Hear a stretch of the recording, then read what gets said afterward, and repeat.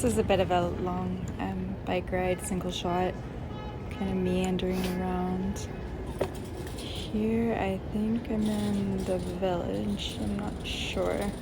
We'll see.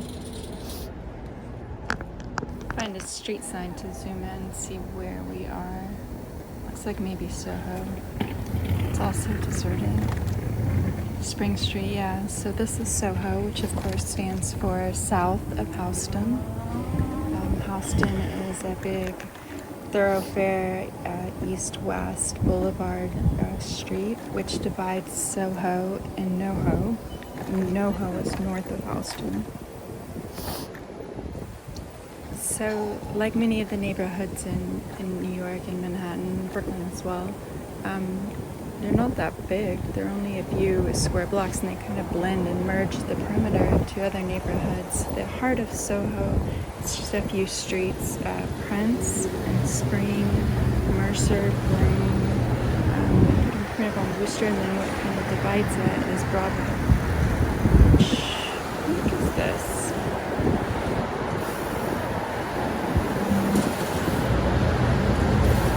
On the plus side, I found that it is very much more economical. You save money by window shopping, which we're relegated to now since nothing is open. I was always so tempted to get this or that, and in Soho, in this area, it's pretty posh. It's fancy shops, the overpriced boutique kind of stuff that you don't need but you have to have. So Soho, like many neighborhoods in New York, in Manhattan and in Brooklyn, they're small. They're only a few streets in the heart of them, the nucleus, and then in the perimeter they kind of emerge into other neighborhoods and don't have that distinction. For Soho, the main streets that comprise it are Spring and Prince. There's a subway station on both. Broome, Mercer, Wooster, and kind of the dividing street would be West Broadway. On these particular streets, they're all brick, and walking perfectly fine to walk in the street, drive, whatever, but on a bike, it is just awful, like boom, boom, boom, boom, boom, boom. So after seeing so many storefronts completely closed down, boarded up, out of business this morning, I was kind of on the lookout to see if this was maybe just isolated to a little patch of 2nd Avenue. I was surprised to see here on the corner on the right, Louis Vuitton in Soho is closing their doors. Maybe there is some kind of good that can come out of this, all the stores closing, the small businesses and boutique chains. It's ripe for the picking, New York, there's retail space available. Maybe a new wave of entrepreneurs can come in and make a name for themselves. I don't know, and maybe the overhead will be a little bit more reasonable. So let's see, that's Wooster. I'm headed over towards Houston, and then like McDougal, which is going to blend kind of into, out of Soho and into the West Village.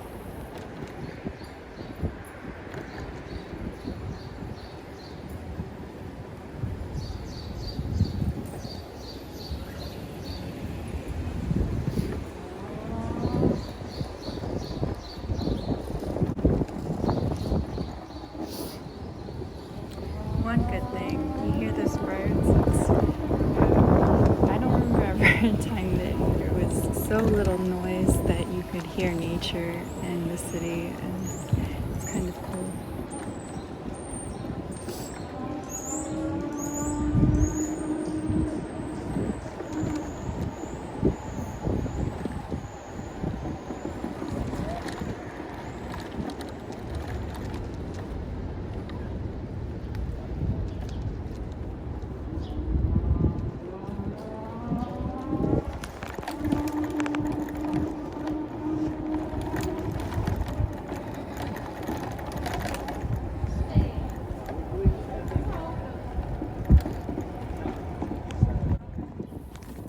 So there's a little party spot, like a block or so on McDougal, that is really fun. In normal times. I think it's on the other side of Houston. So here, the cross street is Houston. I think I have to wait for a second for the light here.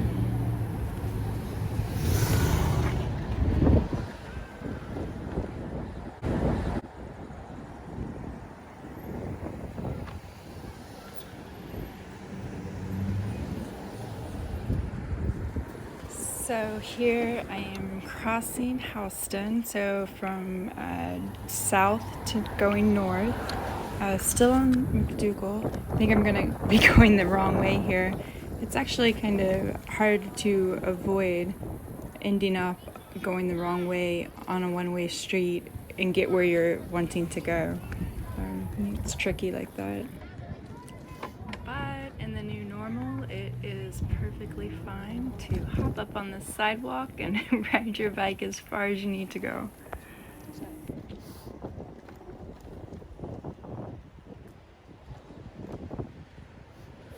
So now I think we're getting into the little hot spot, the nightlife area of McDougal.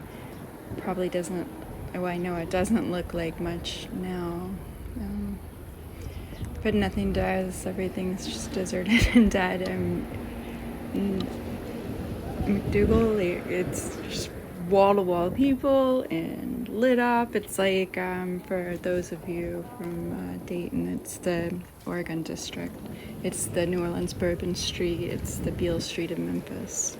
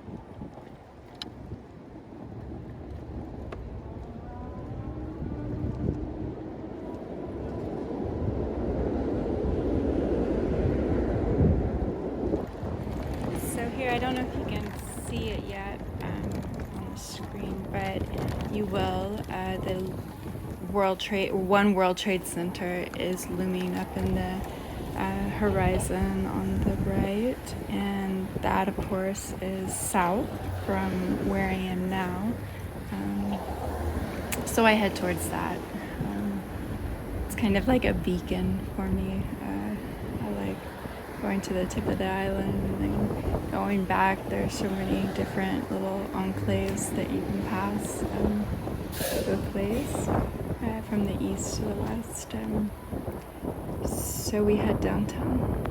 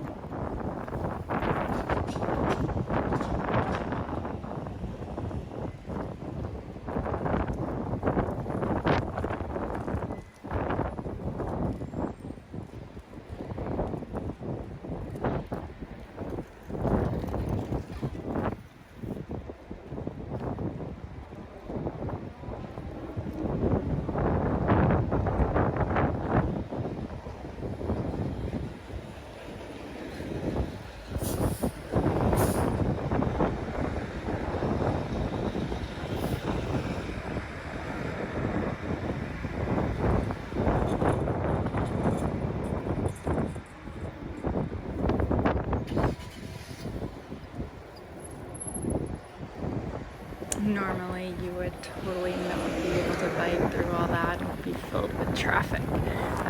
But here we are at the One World Trade Center, the kind of World Trade Center Plaza. Coming up on the right here, there's this really amazing sculpture, kind of graffiti style exhibit. It wraps all the way around this building, which I'm not sure exactly what that is, but the One World Trade Center is very close.